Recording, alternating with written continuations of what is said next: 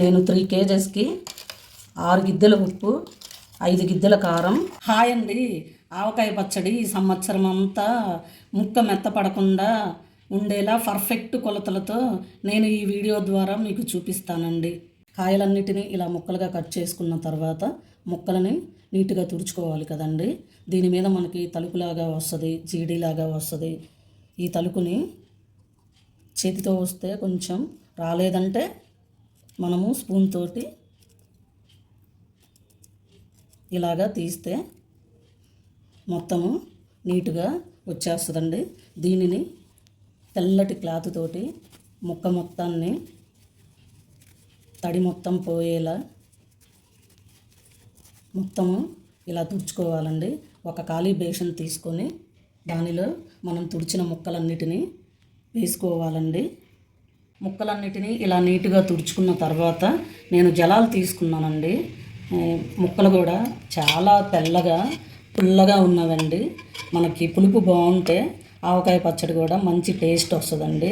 నేను కేజీ డబ్బా తీసుకున్నానండి. ఇక్కడ లోపల గీత వరకు కేజీ అండి. నేను 3 కేజెస్ ఆవకాయ ఎలా పెట్టాలో ఈ వీడియో ద్వారా చూపిస్తానండి.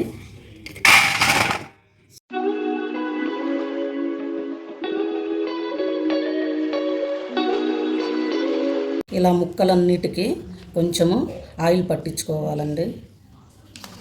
ఆయిల్ బాగా కలిసే వరకు ముక్కలన్నిటినీ కలుపుకోవాలండి.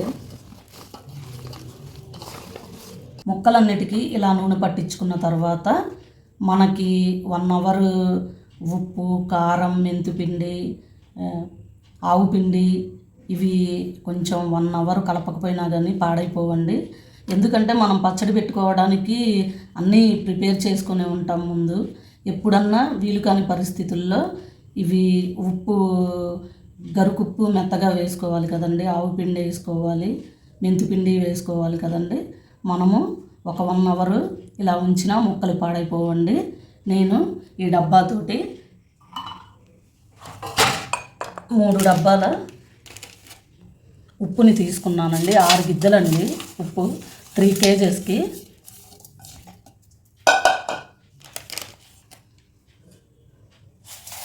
ఐదు గిద్దల కారం అండి.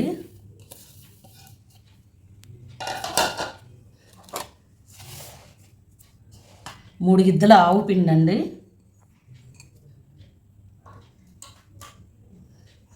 మెంతుపిండి నేను ఇంత తీసుకున్నానండి. కొంచెం మెంతుపిండి మరింత వేస్తేనండి చేదేమి రాదండి, మంచి టేస్ట్గా ఉంటుందండి పచ్చడి.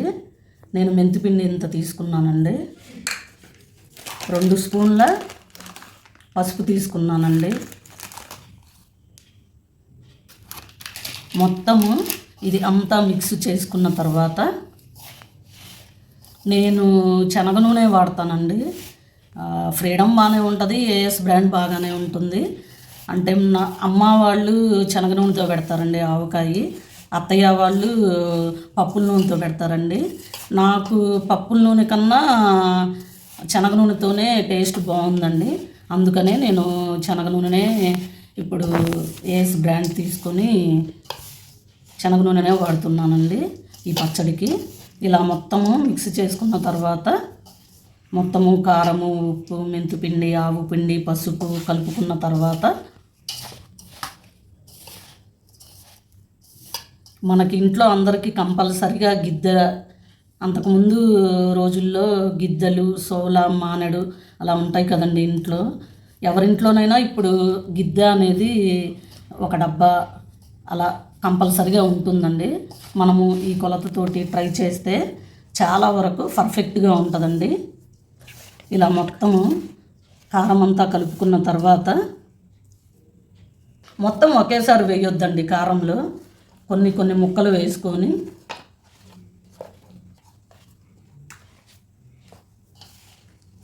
ఇలా కొంత ముక్కలకి ఈ మనం మిక్స్ చేసుకున్నదంతా పట్టేలాగున కలుపుకోవాలండి.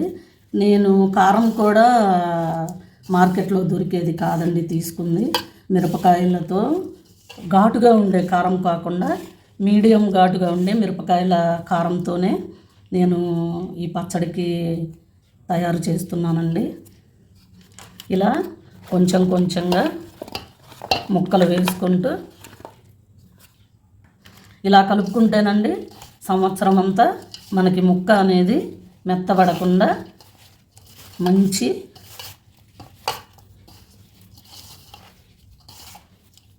టేస్టీగా ఉంటుందండి. ఇలా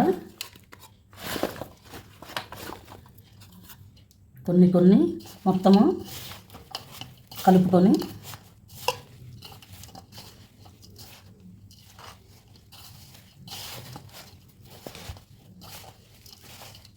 మొత్తం ఒకేసారి వేసి కలపడం కన్నా కూడా ఇలా వేసి కలిపితేనండి అన్నిటికీ చక్కగా పడుతుంది.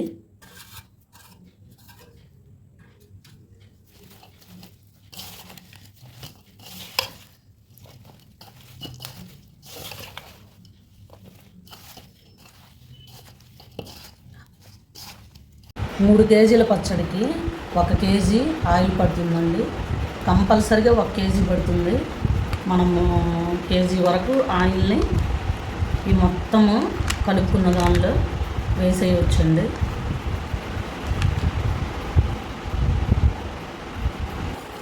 నూనె కలిసే వరకు ముక్కలన్నిటినీ ఇలా కలుపుకోవాలండి. ఇలా ముక్కలన్నిటికీ ఆయిలు, కారము మిక్స్ చేసినంత ముక్కలకి పట్టేలా మొత్తము కలపాలండి. మొత్తము మంచిగా కలిపితే ముక్కలు బాగా వస్తాయండి. నేను ఆవకాయ మొత్తంలో ఎల్లిపాయలు వేయలేదండి. సగానికి పైన ఆవకాయలో ఎల్లిపాయలు వేస్తున్నానండి. అంటే ఎల్లిపాయలు వేస్తే అందరూ తినరండి. నేను ఈ ఆవకాయలో ఇన్ని ఎల్లిపాయలు తీసుకొని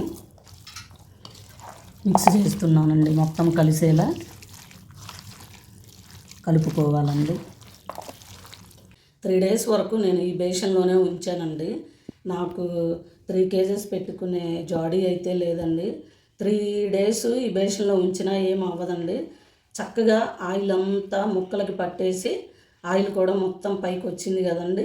3 కేజెస్కి 1 కేజీ ఆయిల్ సరిపోతుందండి. నేను కొంచెం ఎల్లిపాయతో కొంచెం పెట్టానండి. మిగిలింది మామూలుగా ఇలా ఉంచానండి. నేను 3 కేజెస్కి 6 గిద్దెల ఉప్పు, 5 గిద్దెల కారం, 3 గిద్దెల ఆవు పిండి, కొంచెం మెంతిపిండి ఎక్కువ వేస్తేనండి చాలా రుచిగా ఉంటుందండి పచ్చడి. కారం కూడా మనము మీడియం ఘాటుగా ఉండే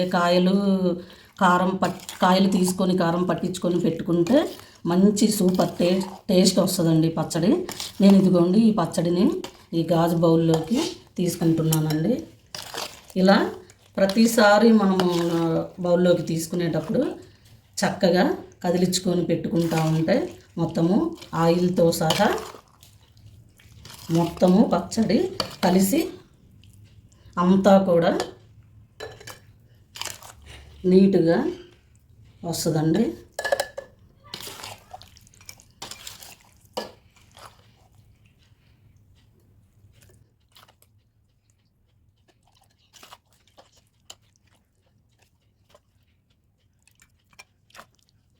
పడిన అంతటిని బౌల్లోకి తీసుకున్న తర్వాత ఒక క్లాత్ తీసుకొని చక్కగా నీట్గా తుడుచుకొని ఆవకాయ పచ్చడి రెడీ అయిపోయిందండి. తప్పనిసరిగా ట్రై చేయండి. సంవత్సరం అంతా ముక్క మెత్తబడకుండా మంచి టేస్ట్గా ఉంటుందండి. Like, share, comment, subscribe friends.